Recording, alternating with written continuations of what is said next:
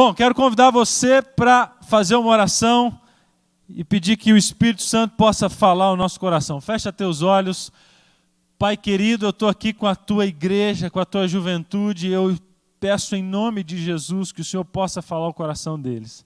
Que seja uma noite histórica na vida deles, que seja marcante, que teu Espírito se manifeste e que se apresente de tal forma que cadeias sejam quebradas, que pessoas sejam libertas e que o teu Santo Espírito possa estar trazendo cura e alívio aos corações. Fala conosco, Pai, em nome de Jesus. Amém. Eu quero dizer que eu escolhi um tema para começar essa semana de oração, que para mim é o tema muito especial, um dos que eu mais gosto de falar para a juventude. O pastor Ricardo me apresentou, o meu ministério já há alguns anos com jovem, e para mim, se você entender esse tema, você vai estar liberto de muita coisa que eu vejo muito jovem hoje sofrendo. E eu quero muito que você fique atento. Talvez esse é um dos principais temas da semana de oração, e eu decidi abrir a semana de oração com esse tema. Para ilustrar, eu quero te contar a história dessa moça aqui. Essena O'Neal, ela tira essas fotos assim, pose de modelo e tal, porque de fato ela era uma modelo. Ela tinha aí entre 17 a 19 anos no período dessas fotos, e ela tinha muitos seguidores na internet, mais de 700 mil no Instagram, mais de 100 mil no YouTube, até que ela decidiu postar no YouTube, no Facebook, toda a realidade que ela vivia, aquilo que estava não só nas fotos, mas estava no coração. E assim como ela colocou essa foto, a legenda, ela começa a contar quantas poses ela fez para tirar essa foto, quantas horas de ensaio para postar uma foto, quanto que ela ficou sem comer por causa de uma foto, na verdade por conta das curtidas, dos likes. E aí ela começa a contar o segredo por trás de cada foto, e as pessoas falando assim, poxa, até que enfim alguém está sendo sincera. E ela dizia assim, meninas, não fiquem escravas, durante muito tempo eu usei o meu corpo, a minha imagem, para escravizar muitas de vocês, que olhavam para a minha foto e queriam imitar, mas você não sabe o quanto eu sofro para uma foto. Por trás de um sorriso, eu estou aqui há horas, há 4, 5 horas para uma foto, para ganhar a aprovação de vocês através de curtidas. E aí ela então foi para o YouTube, fez um vídeo, e ela disse, esse será o meu último vídeo no YouTube, porque eu estou cansada, eu perdi a minha adolescência no YouTube, no Instagram, no Facebook, não pelo fato de usar essas redes sociais, não é isso, mas ela dizia, eu perdi porque isso me escravizou. Eu vivo agora por conta dos likes, das curtidas, eu vivo por conta de aprovação. E tem uma frase que ela diz assim, eu me perdi quando eu permiti que algo que não fosse real definisse quem eu era. Eu permiti, diz ela no vídeo, que os números me definissem. E ela começa a contar, eu tinha muito dinheiro, e ela tinha a publicidade com grandes empresas do mundo, e ela dizia, eu saía lá com jovens famosos, com seus carrões, mas esse jovem estava lá depressivo. A gente tinha a vida que todo jovem gostaria de ter, entre aspas, mas por que a gente era tão triste? Por que eu me sinto tão triste? E sabe qual que é a minha chateação ao ouvir, ou assistir o vídeo de Essena no YouTube? É que ela termina o vídeo sem apresentar uma solução. Ela simplesmente se angustia por aquilo que ela está vivendo. E ela termina o vídeo. E eu escolhi a história dela, porque eu acho que ela gostaria de estar aqui essa noite.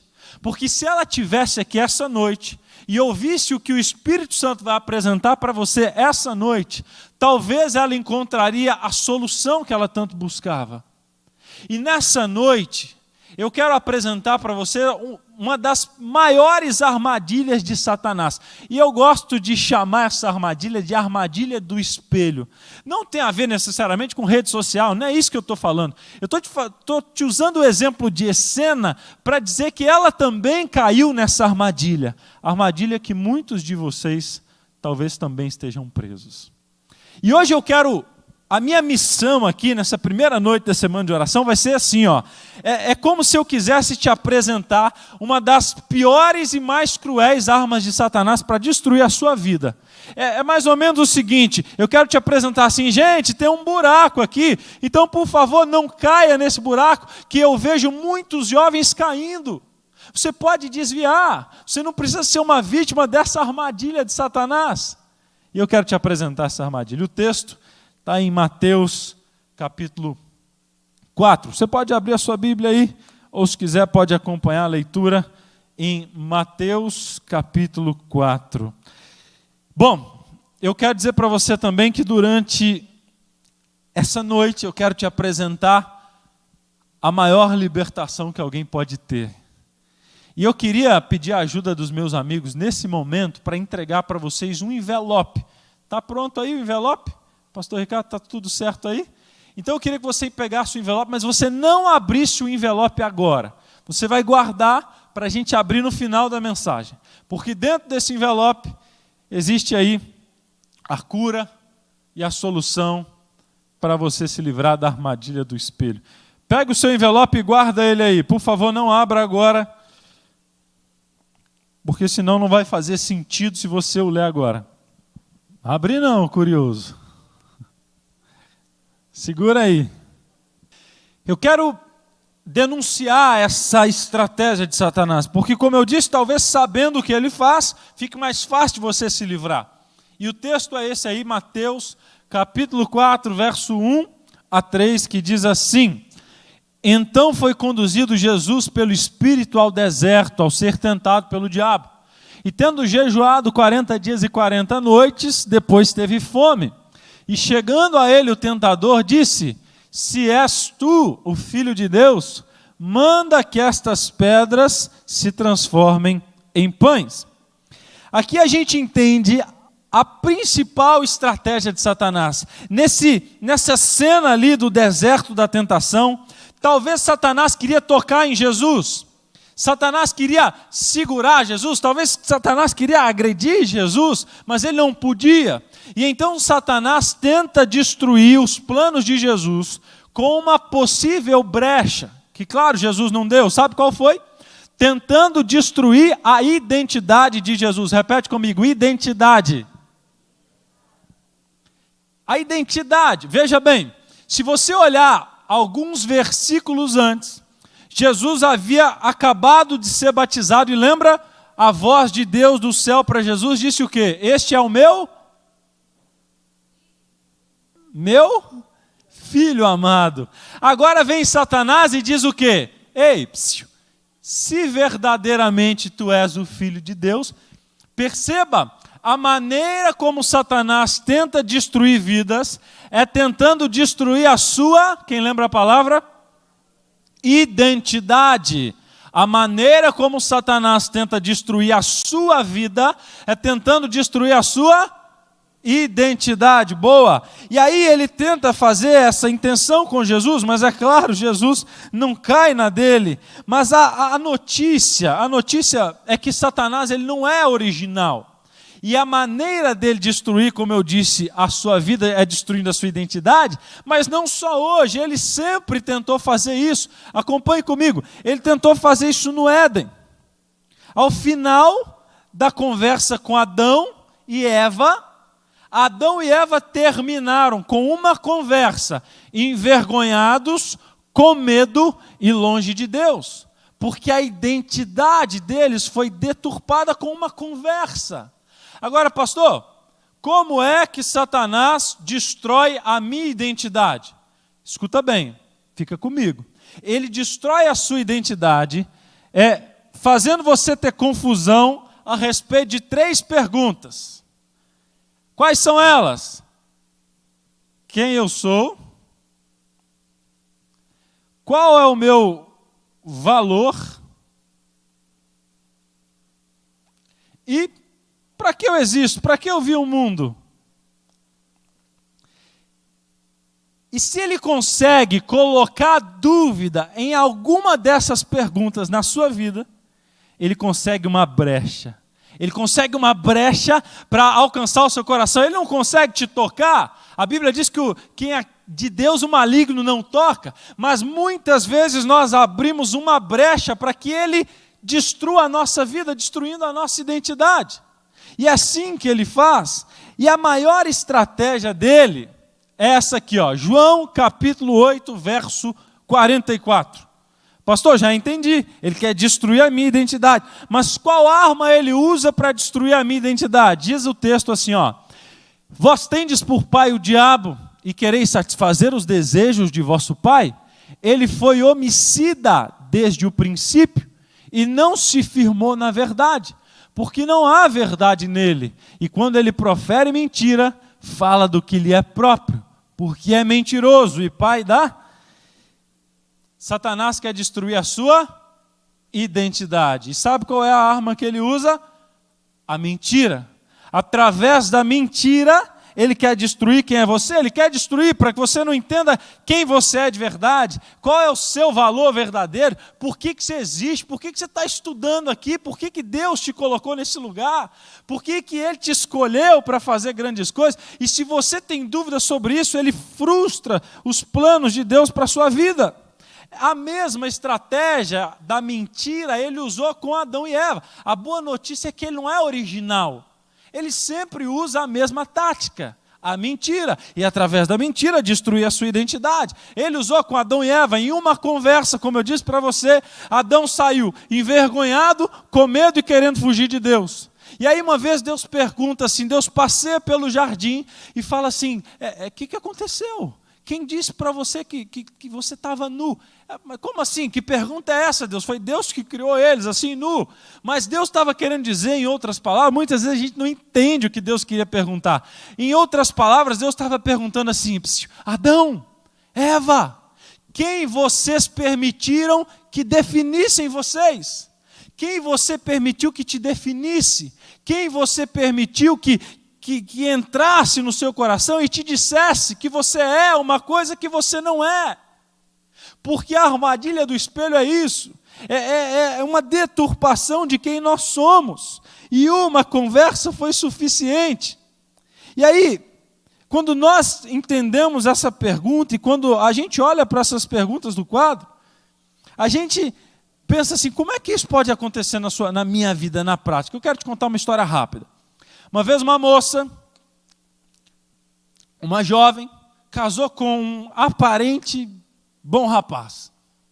Só que um dia na madrugada, essa menina, ela viu o celular do esposo vibrando e foi olhar. E eram mensagens sensuais de uma outra mulher. E é claro, ela ficou furiosa e acordou, e aquele casal brigou, e ela disse, como é que você pode fazer isso comigo? E como você pode fazer isso? Você era um cristão, e todo mundo pensa que você é cristão mesmo. E ele falava, e ela também. E aquele infeliz, com todo respeito, ao invés de dizer assim, é porque eu fui um covarde, porque eu cedi à tentação, porque eu pequei, porque eu errei. Ao invés de dizer isso, escuta o que ele fez. Sabe o que ele fez? Ele olhou para ela e começou a se justificar.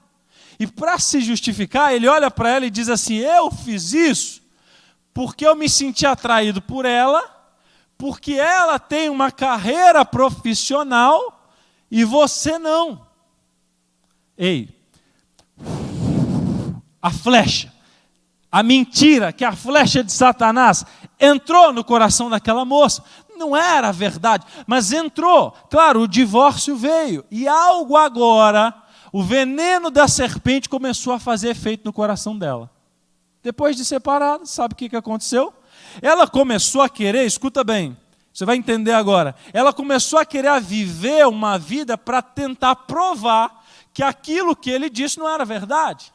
E aí ela começou a se dedicar, talvez na carreira, demais, e aí foi esquecendo as coisas de Deus, foi mudando a sua alimentação, melhor, deixando de comer para agradar a opinião das pessoas, e ela provocava vômito para não engordar, e ela foi esquecendo as coisas de Deus, se dedicando à carreira, e ela foi se frustrando mais ainda, a ponto de quase morrer. Ou a ponto de desejar a morte. Está entendendo? O veneno da serpente, que é a mentira, começa a fazer efeito e você cai no que eu chamo de armadilha do espelho. Mas nem todas as mentiras são perigosas. O quê, pastor? Escuta. Como assim? Está se contradizendo.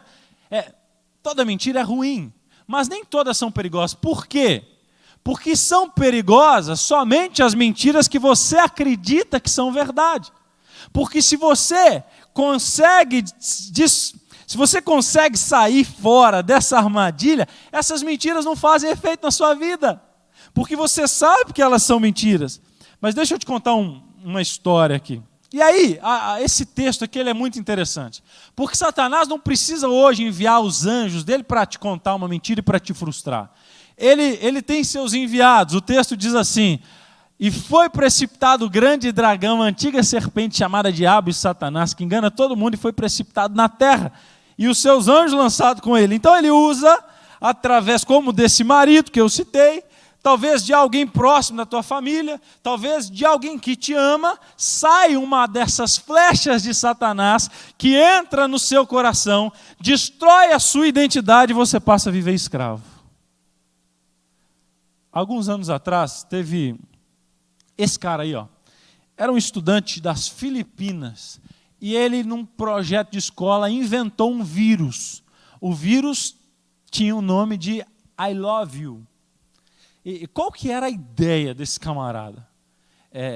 Esse cara criou um vírus que quando ele infectava o seu computador, ele mandava um e-mail para todos os seus contatos com o assunto I love you. Ou eu te amo. E aí, você todo empolgado, recebe um e-mail e fala: uau, olha quem mandou o e-mail. Se declarando, deixa eu abrir o e-mail. Puf, abria. Quando você abria, sabe o que acontecia? O seu computador era infectado e agora, para os seus contatos, a mesma carta de amor. Esse e-mail, a maioria de vocês, eu acho que não era nascido ainda, foi no ano 2000, e ele foi responsável por um prejuízo de 84 milhões.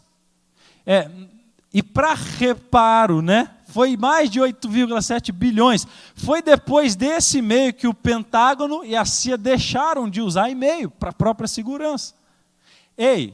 Uma carta de amor causou uma destruição sem igual.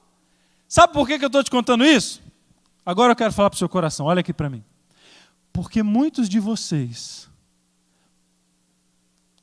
depois de receber algumas palavras, talvez disfarçadas em uma carta de amor, se tornaram escravos e caíram na armadilha do espelho. O que eu quero dizer é que muitas das palavras que destroem a sua identidade, às vezes, vêm da boca de gente que te ama. E não é com a má intenção, mas vem da boca de alguém que te ama, talvez por trás de uma carta de amor. Talvez, alguém aqui que ouviu alguma mentira lá atrás. E essa mentira, ela veio através dessa carta, E aí, você agora vive escravo dessa mentira. Às vezes pode ser de alguém, de um pai que disse assim: você não tem futuro. Você vai ser igual ao seu tio. Aí sabe o que você se torna? Sabe o que você se torna? Igual ao seu tio. Porque nós acreditamos e nos tornamos as mentiras que acreditamos ser verdade. Talvez uma menina que foi abusada. E aí, eu encontro jovens assim que a menina foi abusada lá atrás e aí alguém disse assim: você só serve para isso. Claro que ela não serve para isso. Ninguém serve para isso. Mas ela acreditou na mentira. Por isso que eu disse que as piores mentiras são aquelas que você acredita ser verdade. E sabe no que ela se torna? Na mentira que ela acreditou ser verdade. Talvez um rapaz que ele não joga bola como os outros meninos, talvez ele não tenha a força dos outros meninos, ele é mais sensível, é criativo, talvez ligado a um artista. E alguém, para fazer piada, fala o quê? Você é isso, você é um maricas, você é... E esse menino não é nada disso. Mas sabe o que acontece? A serpente, o veneno da serpente, começa a fazer efeito. E sabe o que muitos desses meninos se tornam? Na mentira que ele acreditou ser verdade. Quando alguém fala para você assim, menina, você nunca vai ser feliz na vida sentimental, você vai ser igual fulano, aquela tua parente, aquela tua prima, aquela tua tia, e você não vai se tornar igual a ninguém, porque você é única, mas você acaba se tornando as mentiras que você acreditou ser verdade. Ei, quais são as mentiras que te disseram a respeito de você mesmo? E você tem vivido porque acreditou nessas mentiras. Satanás, ele também tem os seus instrumentos de mentira. E ele, não se engane, ele está aí por trás de algumas redes sociais, né? Ele, na mídia, ele diz como você deve se comportar. Na cultura, ele diz assim, que você só vale aquilo que você tem. Qual que é teu celular? Quanto ele vale? E tua roupa? E teu tênis? Aí, na cultura, ele diz isso, que você só tem valor se tiver tais coisas. Na moda, ele diz assim, menina, se você não tiver a medida tal, você não é bonita. Nas universidades aí fora, ele diz que somos produtos da evolução, que quando a gente nasce não é muito claro se a gente é homem ou mulher. Nas redes, ele diz assim, se você não tem muita gente te seguindo, você não é especial. E até na religião. Às vezes ele usa e fala assim, Deus não vai te aceitar. Deus está a ponto de te expulsar da igreja. Deus não é alguém de confiança. E sabe, esse é o grande conflito que eu e você vivemos. É o conflito que talvez você está vivendo hoje e não sabia. E eu temo que muitos de vocês acreditem e vejam a guerra espiritual. Sabe qual que é o problema? Que hoje o jovem vê a guerra espiritual como essa imagem aí. Que imagem é essa aí, pastor? Como se, pastor, minha vida é assim. Às vezes Deus está ganhando, é uma queda de braço. E às vezes Satanás começa a vencer, e aí Jesus vence, aí vem uma semana de oração, eu me fortaleço, mas depois Satanás... Não! Isso também é uma mentira, porque a guerra já foi ganha por Jesus. Você só precisa ir para o lado vencedor e parar de viver e de ser um escravo do espelho. Um escravo de Satanás. A guerra espiritual está aqui dentro, sim. É um conflito violento. E a gente ganha, não é gritando, não é pulando, é indo para o lado vencedor. E hoje, eu queria que alguém me ajudasse no piano. E hoje... eu quero ler esse texto com você, porque a minha sensação é essa aqui. Lê comigo, 2 Coríntios 11. Diz assim, e temo que assim como a serpente enganou Eva com a sua astúcia, assim também sejam de alguma sorte corrompidos os vossos sentidos, e se apartem da simplicidade que há em Cristo. Ei, Paulo está dizendo assim para a igreja, eu tenho medo que assim como a serpente enganou a muitos, a serpente engane vocês também. Ei, assim como a serpente enganou, eu temo que hoje você, jovem, adolescente do pai, você também seja enganado. É Paulo que está dizendo, e hoje como pastor, eu digo assim, não seja enganado assim dessa maneira. Eu vejo jovens hoje que são enganados, e aí eu temo que vocês sejam enganados, que a voz da serpente que está ressoando através de muitas salas, de pessoas que talvez deveriam te dar amor, proteger, são as vozes que têm destruído a sua identidade. Que voz que você tem dado autoridade para te definir? É como eu disse, às vezes eu encontro jovem que assim, pastor, quando eu era mais novo, um professor me chamou lá na frente e disse assim, você é burro. E fez o que eu não sabia resolver. E sabe, eu vivi a vida inteira tentando provar que eu não era burro. Está entendendo? E talvez eu estou falando hoje para algum adolescente, para algum jovem, que vive tentando provar para algum amigo, que vive tentando provar algo para alguma amiga, que vive tentando provar algo para o pai, para a mãe, para alguém. E você agora não é mais você mesmo. Você vive por conta dessa aparência, porque você permitiu que alguém te definisse. Deixa eu te contar uma coisa. Esse tema é algo que eu vivi também. Quando eu era adolescente, eu tinha os meus dilemas e os meus problemas de autoestima, e quando a gente muda o corpo, a gente muda a aparência, e aí eu tinha minhas espinhas, eu tinha a minha fisionomia. Eu me lembro, deixa eu contar para você aqui, que quando eu me tornei juvenil, adolescente, eu tive sérios problemas assim, não sérios, desculpa, não são tão sérios, mas para um adolescente é sério. Da fisionomia, e aí eu era o último, eu demorei a crescer, mas o meu corpo já era meio, a cabeça já era de adulto, as espinhas vieram, e eu me lembro que os meus dentes, quando caíram, imagina a cena, dos 4 dentes aqui da frente, que não são pequenos, dos 4, caíram 3 de uma vez. E eu fiquei só com um dentão assim pela frente. E os colegas, e eu não podia falar para ninguém, né? Quando alguém contava uma coisa engraçada, eu ria assim, ó. Gustavo, por que você fica com a mão na boca? Eu disse assim, não, nada não. Aí um dia um colega contou uma coisa muito engraçada, que eu perdi o controle, eu fiz assim. E todo mundo parou na hora. E aí um falou assim, credo! E aí começaram os apelidos. Imagina um adolescente, imagina você só andando por aí.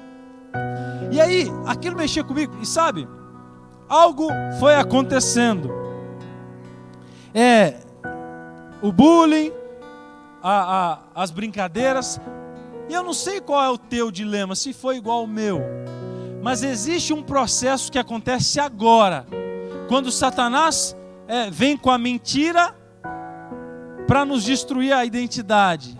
E existem 3 caminhos, e eu quero terminar. O primeiro deles é como eu vejo hoje muitos jovens fazendo, jovens que se cortam, jovens que boicotam a própria alimentação, jovens que às vezes pensam em tirar a própria vida. O segundo caminho foi o caminho que eu tomei. Eu, para me proteger, e na verdade eu não sabia, eu estava me tornando um escravo. Eu comecei a ir para o segundo caminho, sabe qual era? Esse caminho aqui, ó, das máscaras. O que é isso? Eu comecei a usar máscaras. Em outras palavras, eu comecei a viver um Gustavo que eu não era, para tentar agradar as outras pessoas, ou talvez para me proteger daquela situação de bullying.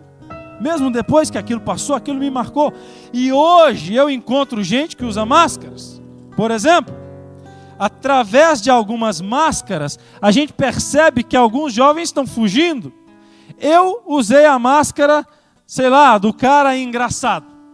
E eu colocava a minha máscara, e eu não era daquele jeito. E sabe qual foi a minha forma de me proteger do bullying? Fazendo bullying. E eu começava a contar uma piada, e colocar apelido em alguém, e eu me tornei um engraçadinho. Mas sabe quem eu era tirando a máscara? Um frustrado comigo mesmo. Eu olhava para o espelho e eu não gostava daquilo que eu via. Eu já tinha mudado, já tinha crescido, se desenvolvido, mas eu olhava e via o feio, eu via aquele menino frustrado, inseguro, e a forma como eu agia, eu reagi, foi usando máscara. Existem meninas que usavam outras máscaras. A máscara da beleza. Olha para mim, olha para o meu corpo, olha quantas fotos eu tiro, olha quantos selfies, olha como eu movimento para te atrair, olha como eu te domino. Máscaras.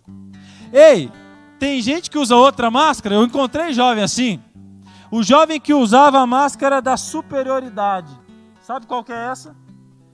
Ele queria se sobressair em tudo, seja nos estudos, seja com melhores notas, seja em determinados trabalhos. Não porque ele tinha prazer naquilo, mas porque aquilo era a forma dele se sentir melhor. Aquilo era onde ele descontava a frustração. Ele também se olhava e via no espelho um fracassado, mas ali era o momento. Eu encontro jovens, amigos, que dizem assim, quando eu tirava uma nota maior, era a forma de mostrar para todo mundo que zombava de mim que eu era superior. Máscaras. É fazer as coisas com o motivo errado. A máscara do legalismo, sabe o que é isso? É aquela pessoa que coloca defeito em todo mundo, em tudo e em todos. Mas no fundo se olha e se sente um pecador, se sente distante de Deus. E a maneira como eu lido com a minha distância de Deus é colocando todo mundo longe de Deus também. Máscaras. Qual que é a sua máscara? Que máscara que você tem usado? Sabe o que é a armadilha do espelho? É quando você não vê quem você é, mas você vê a imagem que você acredita que é. E por isso que eu digo que essa noite é noite de libertação. É você viver obcecado. Pastor, a armadilha do espelho o que é? É você viver obcecado por manter uma imagem que você quer que os outros tenham de você. E isso, gente, escraviza. Isso mata jovens. Isso tem feito jovens ficarem se cortando.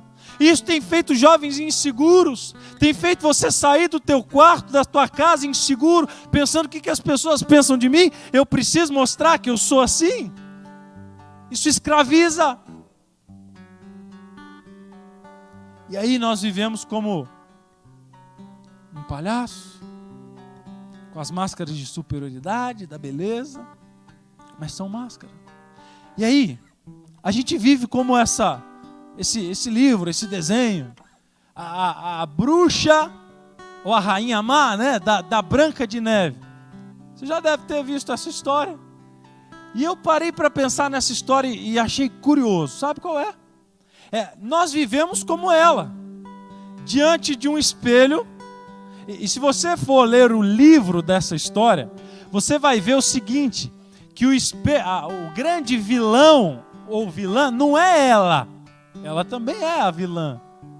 Essa é a história da Branca de Neve, né? Que é a rainha má e tal. Mas o grande vilão, sabe quem é? É o espelho. Que ela dizia assim, espelho, espelho meu, tem alguém mais bonito? Aí o espelho dizia assim, olha, tem fulana. É porque o desenho fala só da Branca de Neve, mas o livro dizia que ela, para se manter a mais top, ela tinha que sacrificar as moças jovens lá do rio. E não é mais ou menos assim que a gente tem vivido, que alguns de vocês têm vivido? Para se manter no topo, tem que fazer sacrifícios. E alguns têm sacrificado a espiritualidade. Alguns têm sacrificado a identidade. Alguns têm sacrificado o ensino dos pais. Alguns têm sacrificado a fama, sacrificado as amizades. Por conta da fama, por conta de estar no topo.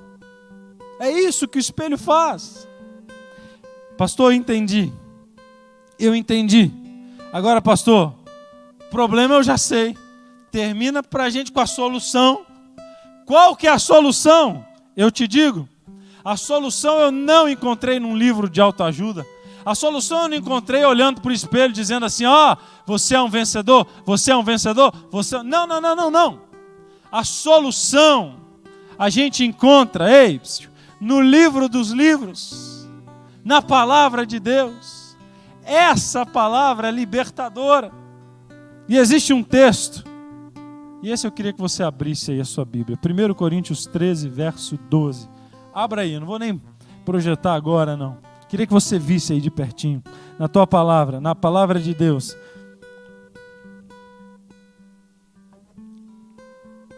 1 Coríntios,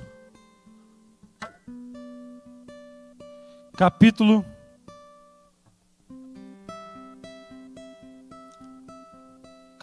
13.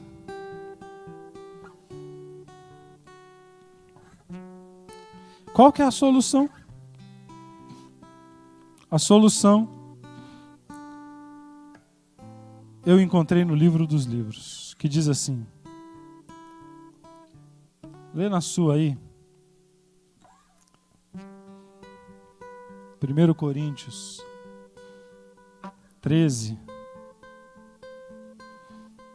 o verso é o verso 12, que diz assim,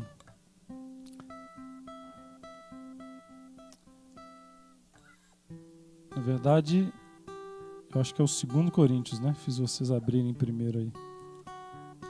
Tá certo? Ah, desculpa, é que eu li o 13 aqui. Porque, presta atenção nesse texto, isso é libertador. Porque agora, vemos como espelho, obscuramente, e então veremos face a face. Agora conheço em partes, e então conhecerei como também sou. Dá uma olhada nesse texto, e isso vai ser libertador e vai mudar a sua história. O texto diz assim, agora eu vejo como um espelho, eu vejo um reflexo do que eu acredito que é verdade, mas eu sei que não é. Mas chegará o dia, ei, jovem, escuta, chegará o dia em que eu me verei como Deus me vê, eu me conhecerei como também sou conhecido. E quando chega esse dia, você se liberta. Quando você entende isso, você se liberta da prisão. Sabe por quê? Porque você passa a não mais olhar para o espelho e o que ele diz sobre você. Mas para isso, você precisa romper com o espelho. Você tem que quebrar aquilo que te aprisiona. Você tem que se afastar de tudo isso. Ei, é radical mesmo, porque é aí que você é liberto. E sabe o que acontece? Quando você quebra o espelho, você olha não mais o espelho, mas você olha a sua vida através do reflexo de Jesus. Você não se enxerga mais por um espelho que te diz que você é isso, que você é aquilo, que ressoa a voz daquela juventude que disse, olha, você não presta para nada, você nunca vai ser feliz nessa área, você não é bonito, você não é bonita, você não vai se desenvolver academicamente. Não, você quebra isso, você rompe isso e passa a se enxergar no reflexo dos olhos de Jesus. E quando isso acontece, ei, é libertador. Quando isso acontece, você é curada. Você é curado e você vive uma outra vida. E aí, com Jesus não tem essa história assim, eu vou me aproximar de Jesus com máscara e dizer, Senhor, Jesus, que nota que você me dá? Quantos likes eu tenho? Quantas curtidas? Não! Jesus fala assim, solta essa máscara. Para chegar perto de mim não precisa de máscara. Eu te conheço. Jesus, qual que é o meu valor? Qual que é a minha medida? Ei, a sua medida é o preço do sangue de Jesus. Jesus olha para você e fala assim, sabe quantas curtidas? Sabe quanto você vale? Sabe qual a sua medida? Cada gota do meu sangue. E quando você entende isso, você se liberta. Porque para Jesus não interessa quantos seguidores, não interessa nada disso. Interessa o seu coração. E por isso Ele quer te libertar. Eu não sei, como o pastor diz, quantas semanas de oração você vai ter. Mas para de viver como um escravo. Para de deixar que outras vozes digam quem você é para Deus. E passe a se enxergar pelos reflexos dos olhos de Jesus. Eu disse que no início você recebeu algo libertador, está aí na tua mão. E eu queria que você abrisse agora. Se palavras te mataram durante a vida, são as palavras que vão te libertar essa noite. É a palavra dele que te liberta. E eu queria, o Léo já pode vir para cá. E eu queria ler com você. Essa é a carta de Deus para você. Querido filho, Em primeiro lugar, deixa eu te dizer quem é você para mim. Você é meu filho amado e eu estou orgulhoso de você. 1 João 3:1. Antes que você foi formado no ventre da tua mãe, eu te conheci. Inclusive antes que nascesse, eu te escolhi. Sei quem você é. Te conheço melhor do que qualquer um te conhece e não me envergonho de você. Ainda que seu pai e a sua mãe se esqueçam de você, eu não me esqueço. Eu não te abandono. Não tenha medo. Eu paguei o seu resgate e te coloquei um nome novo. E você é meu. Você é precioso aos meus olhos. Te honrarei e te mostrarei amor de muitas maneiras. Porque para mim, você vale cada gota do meu sangue. Esqueça as coisas passadas que te faziam sentir vergonha. Hoje estou fazendo algo novo em você, algo extraordinário que não pode ser arruinado, e eu terminarei o que comecei. Não há nada que você possa fazer para que eu te ame mais, e não há nada que você possa fazer para que eu te ame menos. Te amo 100% e estou te amando assim agora mesmo. Ainda que todas as forças do inferno se opusessem a esse amor, nada poderá separar você de mim, porque meu amor por você é mais forte que a morte. Quero que entenda, meu prazer é te amar sem limites. Estou cantando uma canção de amor por você. Tenho convocado uma grande festa no céu para celebrar seu resgate. Permita-me te dizer mais uma vez, não tenha medo, apenas esforça-te e seja valente, pois eu estou contigo para enfrentar qualquer tipo de desafio. Somente não se esqueça de guardar as minhas palavras e meditar nela todos os dias. Não se preocupe com o dia de amanhã, pois tenho bons planos para você. Tenho pensamentos de bem e não de mal, para te dar um grande futuro. Sei que você tem dificuldade em sua vida, mas saiba que farei com que elas te sirvam para o bem e para que chegues a ser como eu havia pensado que fosse. Essa é a mensagem de Deus para você. E nessa noite, Ele está de braços abertos, dizendo: filho, volta para mim. Você é meu filho amado. Deixa que eu vou definir quem é você. E a partir de hoje, você está liberto. Em nome de Jesus. Amém.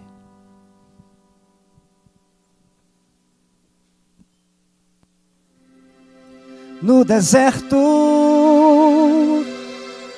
de quem eu fui, eu tinha sede. Veio Cristo e tudo se fez diferente.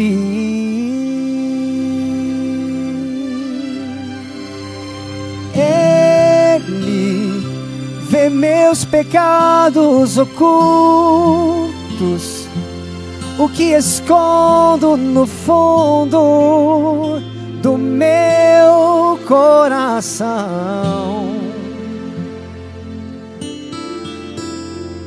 Derrama em minha vida água, limpa a sujeira e sacia essa sede.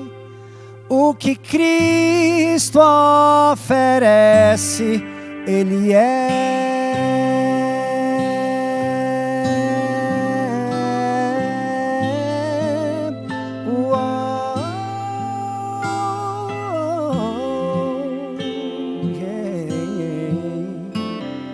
No escuro de quem eu fui, eu tinha medo. Veio Cristo e tudo se fez diferente.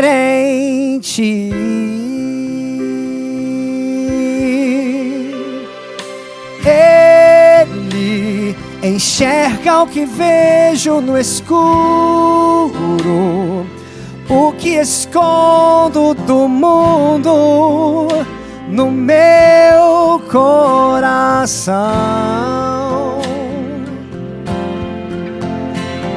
Espalha barro que ainda faltava, abre a janela pra luz me encontrar. O que Cristo oferece, Ele é luz do mundo, a água viva. Cristo, Ele é Cristo, Ele é Cristo.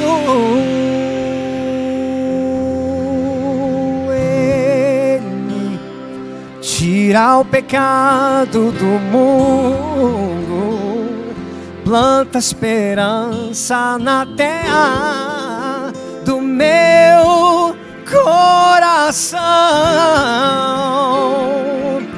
Oh, oh, oh. Cristo, pão que alimenta o faminto, vinho esmagado e servido da cruz para todo cansado. O que Cristo oferece, Ele é. Oh.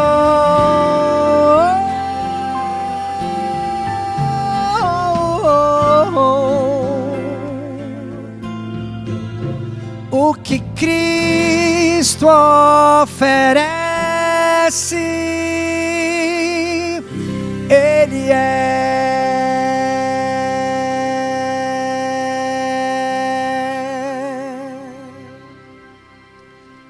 Hoje Cristo te oferece um convite. Vem a mim, você que está cansado, que está sobrecarregado, que eu vos aliviarei. Mas para você vir a mim, você tem que vir assim, ó, com as máscaras no chão, sem máscaras. Porque é assim que eu posso te libertar e te ajudar. Você deseja vir a Cristo essa noite? Você deseja dizer, Senhor, hoje eu venho à tua presença para ser liberto por Cristo Jesus. E a partir de hoje, é o Senhor que diz quem eu sou e mais ninguém. Quantos querem dizer isso para o Senhor? Levanta a tua mão, deixa eu ver. Amém. Você pode ficar em pé então? Como uma forma de dizer, Senhor, eu estou aqui. Eu quero me entregar ao Senhor. Durante essa semana você vai ter muitas oportunidades de decisão, de aceitar convites de Jesus. E hoje é o primeiro. Permita que Cristo te defina. Quero orar por você agora. Pai querido, eu tenho aqui uma geração que se levanta, que não mais é escrava de Satanás. É o Senhor, Pai, quem os define. É o reflexo dos olhos de Jesus que diz quem nós somos e mais ninguém. Perdoa, Pai, porque muitas vezes temos vivido de aparência, preocupado demais com a opinião das pessoas, em querer provar algo para alguém, mas não precisamos, Pai, porque o que Cristo nos oferece, Ele nos oferece vida eterna, nos oferece alívio, independente de quem nós fomos ou quem nós somos. E por isso nessa noite, Pai, nós vamos com essa carta de amor. Se palavras um dia nos mataram, a Tua palavra nos vivifica essa noite. E nos vivifica para sempre. Toma a nossa vida em Tuas mãos. Nessa noite tudo nós Te entregamos. E oramos em nome de Jesus. Amém. Que Deus abençoe você.